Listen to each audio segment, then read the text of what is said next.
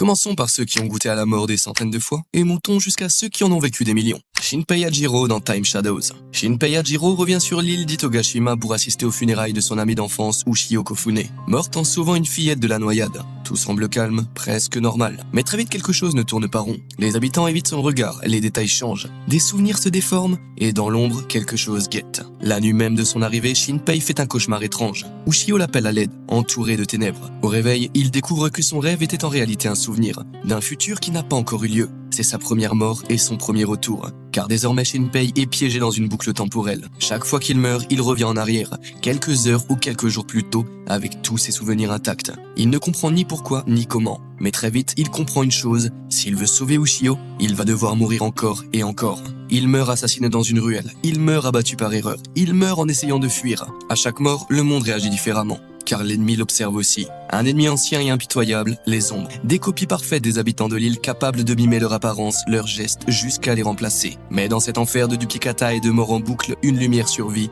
Ushio. Ou plutôt son ombre. Une anomalie, un être né des ténèbres, mais animé par l'amour. Elle se bat à ses côtés, elle meurt avec lui, encore et encore. Et derrière les ombres se tient Shide, un homme ou du moins ce qu'il en reste. Jadis humain, Shide s'est lié à haine et a transféré son esprit dans une multitude de corps clonés devenant immortels. Il vit depuis des siècles, errant d'un corps à l'autre, dévoré par une obsession, survivre coûte que coûte. Il manipule les ombres, déjoue les boucles, il chasse Shinpei à travers le temps. Il est partout, imprévisible, intouchable. Shinpei meurt 11 fois au total. Plus tard, Shinpei, Ushio et leurs alliés pénètrent dans Wakayami, la dimension parallèle née de haine et imprégnée de mémoire, de douleur et de mort. Là, ils affrontent Shide dans un combat acharné. Shinpei finit par l'éliminer avec l'aide d'Ushio, de Ryunosuke et même d'En. Ushio se sacrifie une dernière fois pour effacer Hiroko, empêchant à jamais le retour des ombres. Avant de disparaître, elle remonte le temps une ultime fois pour offrir à Shinpei l'œil bleu et sauvegarder leur mémoire dans le pendentif. Le cycle est enfin brisé. Dans cette dernière boucle, les ombres n'existent plus. Les Kofune vivent en paix.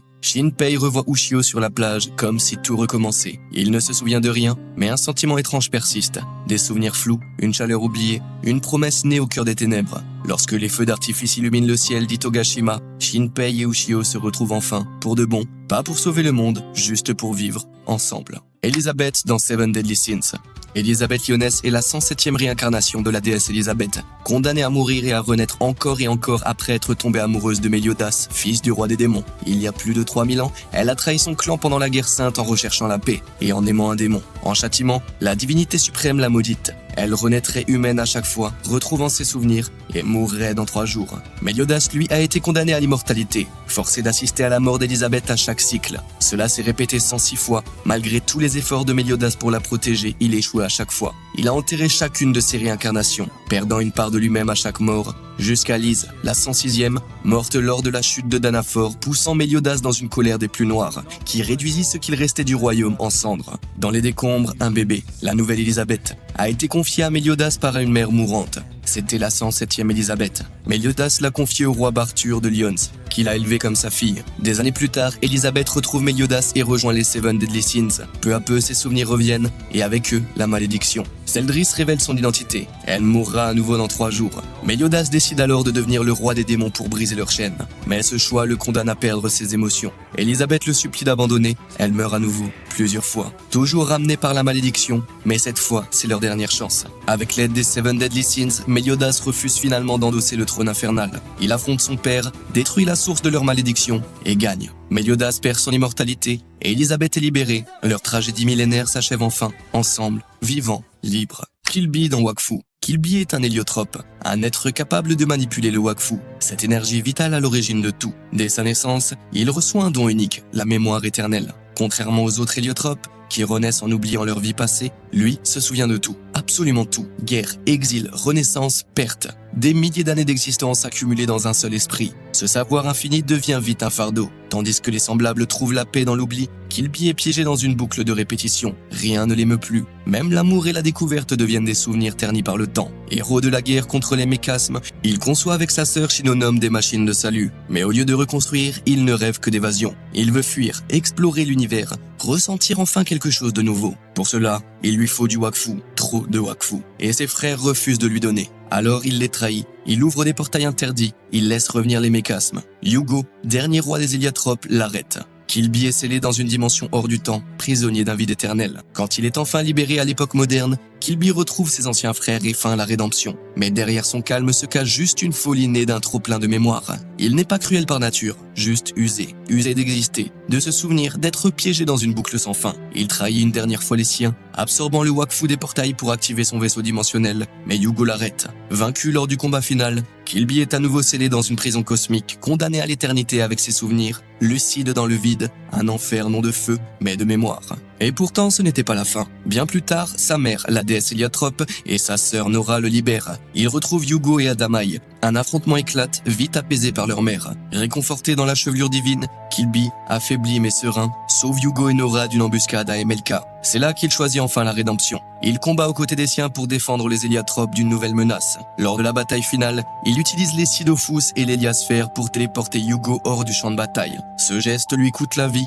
Épuisé, il contient l'énergie divine avant que son corps ne disparaisse dans le Wakfu. Mais il ne meurt pas vraiment. Comme tout Héliotrope, Killby se retourne dans son Dofus. Bien que le nombre exact de ses morts ne l'ait jamais été précisé dans l'anime, le manga ou les jeux officiels, certains fans estiment que Killby aurait pu mourir et renaître plus de 500 fois. Une spéculation basée sur la longévité des Héliotropes, chacune de leurs vies pouvant durer des millénaires. Mayuri Shiina dans Steins Gate. Mayuri Shiina est l'incarnation de la douceur dans un monde en train de basculer. Enfant d'Akihabara, rêveuse et naïve, elle grandit aux côtés de Rintaro Okabe, un garçon fantastique qui se proclame scientifique fou. Ensemble, ils fondent un modeste laboratoire dans une chambre d'immeuble au cœur du quartier électronique de Tokyo. Là où certains cherchent la gloire ou le pouvoir, Mayuri ne cherche rien. Elle est simplement là, présente, lumineuse. Mais l'équilibre fragile de leur quotidien vole en éclats le jour où Okabe découvre comment envoyer des messages dans le passé. Les D-Mails, comme ils les appellent, bouleversent la chronologie. Et ce jeu devient vite une guerre. Le CERN, une organisation secrète à la puissance tentaculaire, les prend pour cible.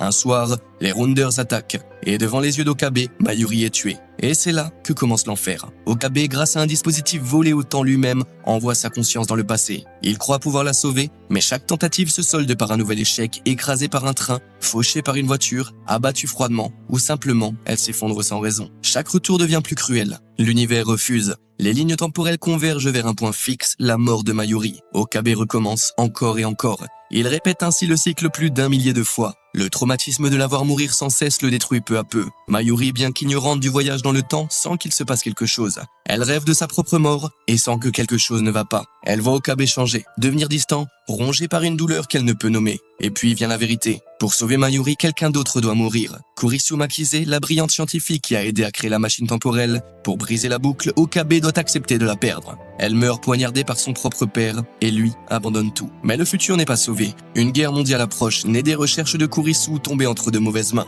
Suzuha Amane, une voyageuse temporelle venue du futur, supplie Okabe de tenter une dernière fois. Il accepte, mais échoue. Kurisu meurt par sa main. Alors arrive un message de lui-même, du futur, une idée folle, tromper le destin. Il rejoue la scène, se fait poignarder à la place de Kurisu, la couvre de faux sang, trompe son lui du passé et l'univers. Cette fois, cela fonctionne. Kurisu vit, Mayuri aussi, et le monde est enfin sauvé. Rika Furude dans Higurashi no Naku Koroni. Rika Furude est la prêtresse du sanctuaire d'Inamizawa, un petit village perdu au cœur des montagnes japonaises. Mais derrière son regard doux et son sourire innocent se cache une vérité bien plus sombre. Rika est morte plus de 5000 fois. À chaque monde, à chaque ligne temporelle, son assassinat marque le début d'un cauchemar. Son sang versé déclenche des crises de folie, des massacres, des destructions de villages. Rika est sur le point d'ancrage de toutes les tragédies. Dernière héritière du clan Furude, considérée comme la réincarnation d'Oyashi Osama, elle porte à la fois l'autorité religieuse et le poids du destin. Son supplice commence lorsque Hanyu, une entité surnaturelle rongée par la culpabilité, lui accorde le pouvoir de recommencer le monde après chaque mort.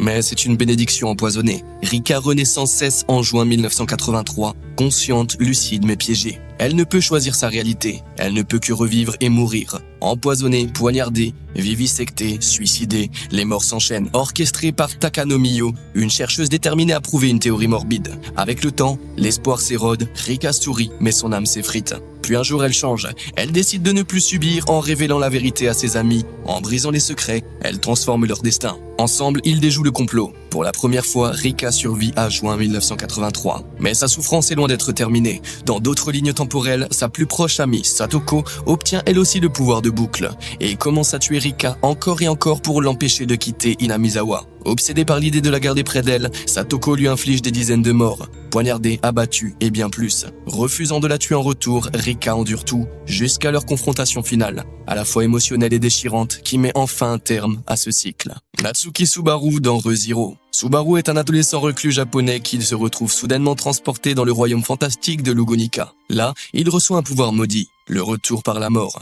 À chaque fois qu'il meurt, le temps revient à un point fixe. Mais il ne peut ni choisir ce point de sauvegarde, ni parler de son pouvoir sous peine de voir une force invisible liée à la sorcière de l'envie, Satella, broyer son cœur ou menacer ceux qu'il aime, notamment Emilia, la mystérieuse jeune fille aux cheveux argentés. D'abord arrogant et naïf, persuadé d'être le héros de ce monde, Subaru est rapidement brisé par la réalité. Il meurt encore et encore, poignardé par des voyous, éventré par Elsa l'assassine sadique, maudit par un chien démoniaque, tué par Rem et Ram, les jumelles au service du mage Roswell. Ce pouvoir ne le rend pas plus fort, il l'isole, il le détruit psychologiquement. À chaque réinitialisation, Subaru endure des douleurs que nul ne peut comprendre. Il développe des troubles profonds, anxiété, stress post-traumatique, comportement autodestructeur. Il se mord jusqu'au sang, se griffe pour rester lucide. Certaines morts sont particulièrement atroces.